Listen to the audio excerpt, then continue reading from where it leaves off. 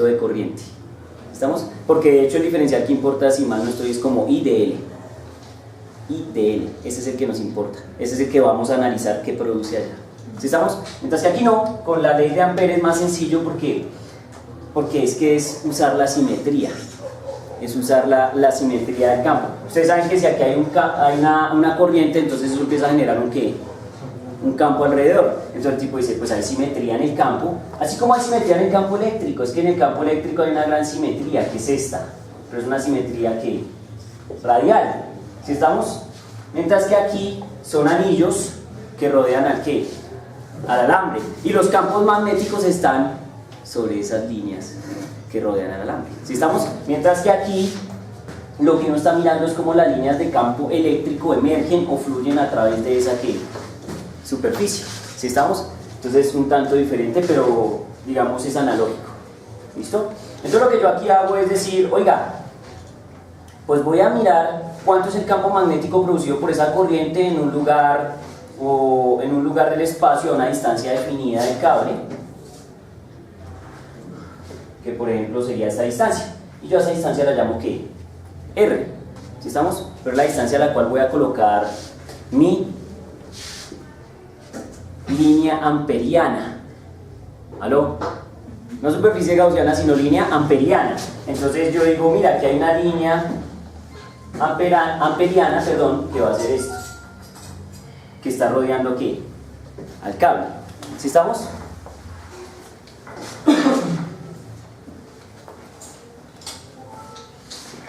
Aquí obviamente hay una ventaja estratégica, así como la había en la ley de Gauss, y es que el vector de campo magnético debe ser paralelo a un vector de arco de S.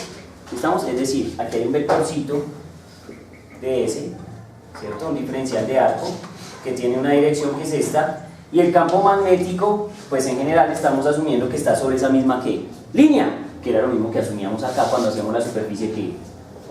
Gaussiana. ¿Se acuerdan que poníamos la superficie gaussiana y decíamos, esta línea de campo eléctrico es paralela a la línea del diferencial de R? ¿Sí estamos o no?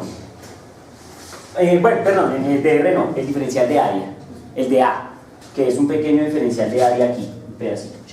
¿Sí estamos? Entonces es analógico. Entonces ahora lo que le dice a uno es, bueno, como usted tiene el diferencial de campo o el campo en esta dirección, entonces usted podría determinar el campo haciendo el producto punto entre estos dos. Al estar en la misma dirección, produce el mismo efecto que producía la ley de Gauss, que era un momento en que era vectorial con producto punto y luego se volvía ¿qué? Escalar, por aquello en que las direcciones de los dos vectores eran básicamente ¿qué? La misma. Entonces luego uno dice, oiga, bueno, entonces mire que bajo ese criterio, entonces uno dice, mire, B, integral cerrada de ds, debe ser igual a mu sub 0 ¿qué? I. ¿Analógico? Re-analógico. Y ahora entonces uno dice, bueno, pues toca hacer la integral cerrada de S, pues será la integral sobre esta ¿qué? Línea. En el otro nos daba el área, la superficie gaussiana, y aquí nos va a dar ¿qué? El perímetro de esa línea amperiana. ¿Estamos de acuerdo?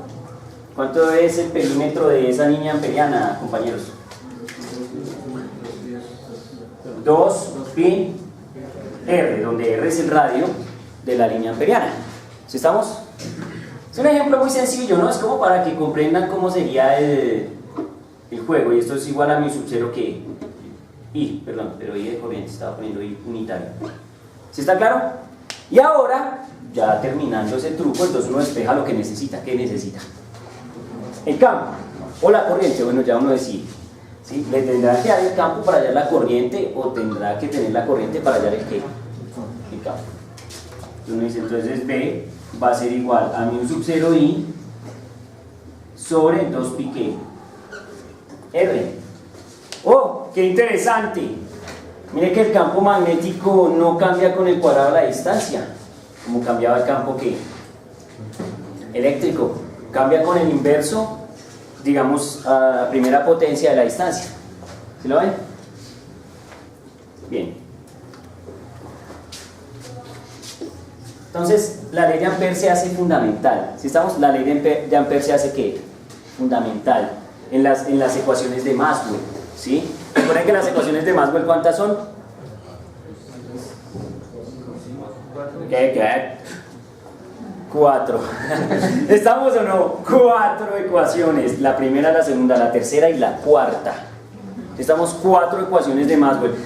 Miren que lo más poderoso de eso es que con esas 4 ecuaciones se puede hacer todo lo que ustedes hacen. Todo lo que usted haga en su trabajo se puede tener que explicar de alguna manera. ¿Con cuáles? Con esas 4 recetas. Lo que quieran. ¿Qué quieren? Un transformador, ¡tran! Un elevador de voltaje, ¿yo qué? ¡Tran! Lo que usted quiera, una resistencia, ¡tran! El cableado, no sé, ¡tran! Absolutamente que todo depende de esas 4 recetas de qué, de cocina. ¿Está claro? Brutal, quietos, brutal. ¿Se acuerdan que yo la clase pasada hablaba de una cosa que era bien curioso, que la carga eléctrica tenía monopolos mientras que el campo magnético no los tiene? A veces un problema que le ponen a uno muy particular es que le dicen a uno, determine cómo serían las ecuaciones de Maxwell si existiera el monopolo magnético.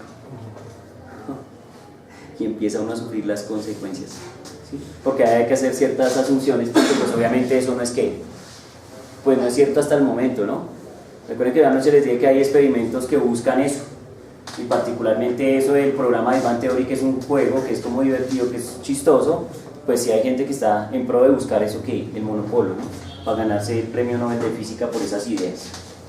Entonces bien, esto es de manera integral, la ley de Ampère, ¿sí estamos? Pero resulta que, bueno, y digamos que aquí es tranquilo porque,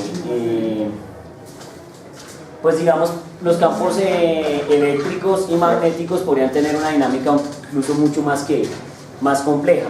¿Sí estamos? Esta es como una versión un poco estática de lo que es la ley de Ampère. ¿Sí estamos? Pero pues puede tener una versión un poco más complicada. Entonces miren, ya tengo la ecuación de Maxwell de manera diferencial, que es esta. ¿Sí? Recuerden que lo que estoy haciendo hoy es más informativo que cualquier otra cosa. ¿Sí estamos? Entonces ya tengo esta ecuación y ahora lo que voy a hacer es escribir la ley de Ampère de esta manera. ¿Estamos claros? La voy a escribir de manera que diferencial. ¿Listo? Diferencial. Entonces quiero que revisemos eso. Entonces miren, la voy a escribir acá.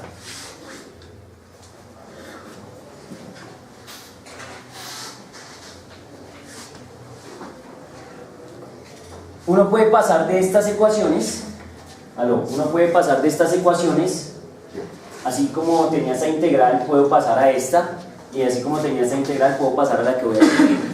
Pero para eso toca usar teoremas como, ¿se acuerdan el teorema que yo usé alguna vez? El teorema de la divergencia, ¿sí? Pero entonces aquí de pronto no hay que usar el teorema de la divergencia estrictamente, según mi cerebro recuerda, sino que hay que usar el teorema del rotacional, o ley de Stokes que llaman también, ¿sí estamos? O de pronto algún teorema sobre integrales de línea, ¿sí estamos? Y uno puede pasar de esas integrales de superficie a estas ecuaciones de tipo que diferencial, ¿sí estamos? De hecho creo que para llegar a esta creo que hay que hacer una integral en el área, según mi cerebro indica, por ahí sería el juego. Pues ahorita no recuerdo bien, pero creo que hay que hacer una integral en el área para poder convertir el de phi de t en dB de ¿qué? De t. ¿Estamos? Porque una cosa es el flujo y otra cosa es el campo. ¿Estamos de acuerdo? Esto es lo mismo creo que hay que hacer en el otro lado, hay que integrar, ¿cierto? Bueno, debe ser por ahí. Ahorita no recuerdo bien cómo se hace esa demostración, pero igual no es mi objetivo. Mi objetivo es otro, insisto. Mi objetivo es este. Voy a borrarla y ahorita la reescribo. También, ya cuando se tienen en cuenta absolutamente todos los efectos que podrían ocurrir, entonces la ley de Ampère de manera diferencial se podría ver así. Nabla cruz B va a ser igual. Primero le dicen a uno, es un 0 J. ¿Qué es J? ¿Cómo? El vector de densidad de corriente. ¿Estamos? Y luego le dice a uno, más mu sub 0, epsilon sub 0, y aquí le habla de la derivada de T. ¿Estamos? Insisto, tengan presente una cosa, y de pronto no lo he dicho, disculpa mía que no lo haya dicho. Estos E dependen de X, Y, Z y ¿qué? T. Y B también. Pero pues obviamente cuando uno quiere resolver un problema digamos relativamente sencillo, entonces uno asume que esos campos eléctricos y esos campos magnéticos digamos pueden estar en una sola ¿qué? Dirección. Entonces solo cambian en X o solo cambian en Y y de pronto cambian en el ¿qué? En el tiempo, ¿está claro? Pues para no darnos duro en la cabeza, pero pues se puede hacer. Pues de hecho ustedes saben que ya alguien que lo hizo, ya lo rayó completamente todo. Entonces esta ecuación nos habla de cómo rota el campo magnético, cómo circula. Ustedes saben que el campo magnético circula, ¿están de acuerdo o no? Porque tiene una naturaleza que hacerlo, su naturaleza es hacerlo, ¿sí? Mientras que uno sabe que el campo magnético no fluye. Por eso es que la segunda ley de Maxwell dice que en aula punto B es ¿cuánto? Cero, porque él no fluye, él rota. ¿Sí estamos? ¿Lo ven? ¿Cómo es el juego? Por ejemplo, uno puede hacerle rotacional a un campo eléctrico estacionario. ¿Cuánto es el rotacional de un campo eléctrico estacionario? De una carga puntual. Cero, porque no ¿qué? No rota. Entonces tiene que ser cero. ¿Está de acuerdo? ¿Por qué resulta que el rotacional del campo eléctrico sí nos da algo? Es porque ese campo eléctrico rota, no está fijo, de hecho es un campo variable, porque recuerden que un vector es constante si solo si conserva magnitud, dirección y sentido, pero si el vector tiene la misma magnitud pero cambia el sentido, ya no es el mismo vector. ¿Estaban de acuerdo? Solo porque haga esto ya no es el mismo que vector. Entonces bien, recuerden, mu sub 0 y epsilon sub 0 son constantes ¿para quién? Para el vacío. ¿Sí estamos? Son constantes para el vacío. O sea que aquí estamos asumiendo, por ejemplo, que este campo magnético se está propagando ¿en dónde? En el vacío. ¿Estamos? Uno puede modificar el mu dependiendo del material en el que se propague ¿qué? El campo. Lo mismo que hacíamos con el campo ¿qué? Eléctrico. ¿Estamos de acuerdo? Entonces, bien, tenemos esa ecuación, esa estructura, ¿sí? ¿Qué queremos hacer con esta ecuación y con la ecuación de la ley de inducción de Faraday? ¿Qué es esta?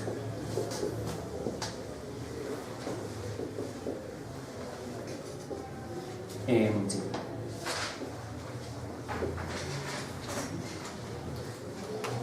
Esta parte, ¿sí ven esta parte que está acá? ¿Solo esta parte? ¿Aló? ¿Sí? Solo esta parte. Esa parte, ¿sí? Esa parte viene de acá. ¿Sí? ¿Cómo se define la corriente en términos del vector densidad de corriente? J sobre A. I sobre A. O ¿cómo defino la corriente en términos del vector densidad de corriente? Claro. Entonces la corriente va a ser la integral de J de A. ¿Estaban de acuerdo o no? Por eso les digo que esos tipos van a ser una integral en el área, no sé si acá, pero entonces eso era mu sub 0 I y ahora resultó siendo mu sub 0 ¿qué? J. Entonces se integraron en el área. ¿Estaban de acuerdo o no? Pero aparece un término extra que es que uno también puede producir, digamos, campo magnético o rotación en el campo magnético si uno es capaz de cambiar el campo ¿qué? Eléctrico en el tiempo. ¿Sí estamos de acuerdo o no? Es como la contraparte de lo que estábamos discutiendo. Faraday dice, cambia el campo magnético y el campo eléctrico rotará. Y este man le dice a usted, rote el campo eléctrico o cambie el campo eléctrico y el campo magnético ¿qué? Rotará. ¿Vamos a entender o no? Entonces, la contraparte, o sea, el uno implica el otro y el otro implica el uno. ¿Está claro? Uy, no, eso me acuerda de... Eso me sonó como la señorita de Antioquia. Pero bueno, pero ¿sí o no? Todos contra todos del mismo modo en el sentido contrario. Muy bien, ¿está claro? Listo. Bien, ¿qué queremos hacer? ¿Cuál es el reto? ¿Cuál es el reto maravilloso? Y de hecho creo que es de las cosas que más me ha sorprendido en toda la física. Pues solamente a mí toda la física siempre me ha dejado así como Maldita sea, cualquier cosa que yo vea en física siempre quedo así como impresionante, aunque ya lo haya enseñado cuántas veces. Yo lo he enseñado 1000 veces, digo 1000 veces uno y digo, no puede ser, pero bueno, sigue siendo, ¿no? Bien, para mí lo más impresionante quizás de las leyes de Maxwell en el vacío, que estas son las fáciles, ya cuando nuestro profesor Mario se posee, pues se ponen difíciles. Aquí aparecen un sinnúmero de cosas. A veces le dicen a uno, ¿cómo son las ecuaciones de Maxwell si están en el gauge de Lorentz? ¿Cómo son las ecuaciones de Maxwell si están en el gauge de Coulomb? Entonces ahí uno está haciendo ciertas suposiciones para mirar cómo se comportarían las ecuaciones. Y tú. Se empieza a poner, ¿qué? Violento, ¿sí? ¿Cómo son las leyes de Maxwell para materiales? Y entonces se empieza a poner, ¿qué? Delicioso. Pero nosotros hemos hecho un curso bastante, ¿qué? Paz y amor. Entonces miren, si algo maravilloso hizo Maxwell fue lo siguiente, pues escribámoslas todas, eso sí, para que quede un precedente, porque este video se llama Ecuaciones de Maxwell y entonces dice, oiga, tenemos esta que es nabla.e igual a ρ sobre epsilon que sub 0, ¿se acuerdan o no? Esa nosotros ya creo que la probamos incluso. Esa la demostramos completamente, no como estas que las estoy colocando medio con la mano. Siento que esta es muy intuitiva, es fácil de ver, esta es un poco más compleja, mucho más violenta, a mi humilde criterio. Y tengo nabla.b, que es igual a 0, y creo que esta también es bastante, digamos, de alguna manera evidente, ¿no? Ya que la naturaleza del campo magnético siempre es rotar, ¿sí? Entonces no tiene flujo, no tiene ese comportamiento divergente.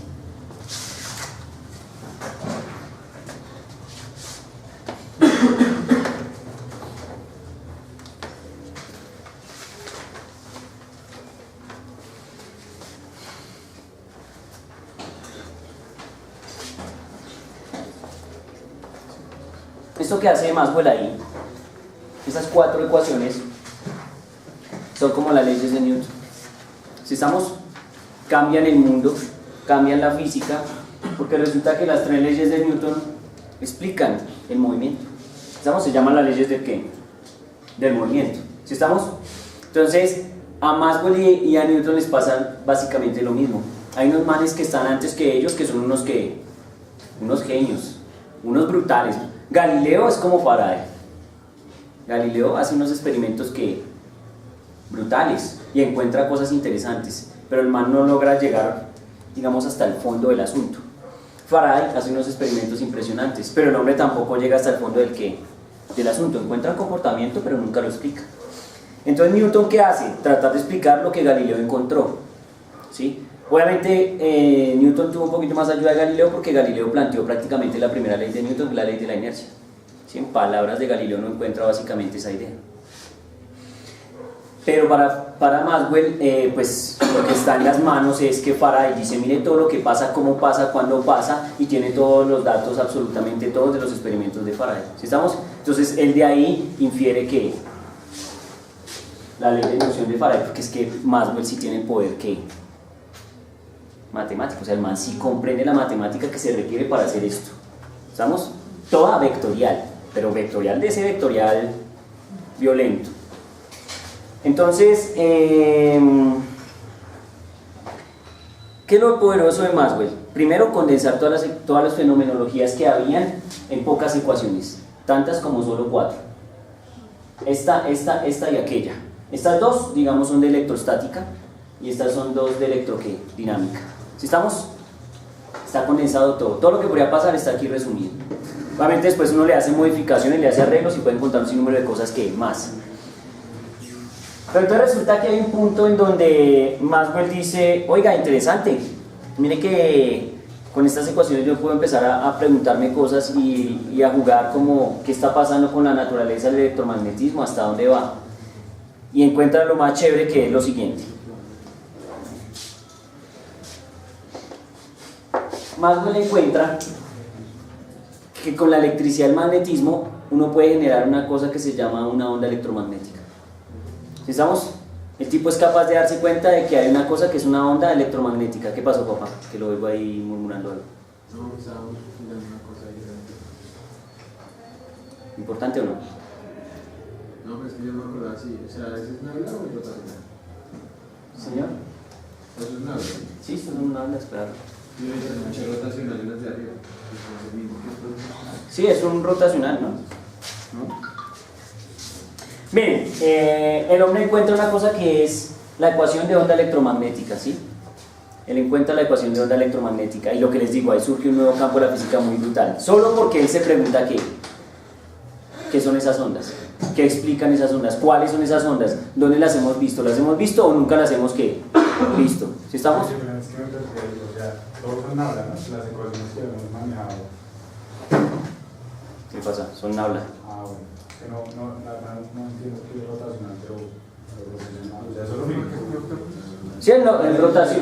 Lo que pasa es que aquí es un producto punteo y esto es un producto cruceo. ¿Estamos o no? Entonces un rotacional es un producto cruz. Mientras que una divergencia es un producto punto. Son tres cositas, ¿no? Ese mismo habla de toda la vida, ¿no? Derivadas parciales en X, en Y y en Z, vectorial en I, J y K, ¿cierto? Y solo que aquí lo hago con producto cruz, entonces tendrán que pintar su determinante, regla de Sarrus o cofactores, bueno, lo que quieran, y calcularlo, ¿sí? Entonces su campo pues debe tener una expresión, seguramente, su campo eléctrico debe tener una expresión o unas componentes coordenadas en X, en Y, en Z, también debe tener de alguna manera involucrado el tiempo. ¿Estamos de acuerdo? Y nada, pues lo mismo pasaría con B, ¿no? Si uno hace una derivada respecto al tiempo, pues B debe depender del tiempo, además que también depende de qué, del espacio. Y aquí nos prueba que el campo debe depender de alguna forma del espacio. ¿Estamos de acuerdo? No tiene una dependencia con una coordenada espacial.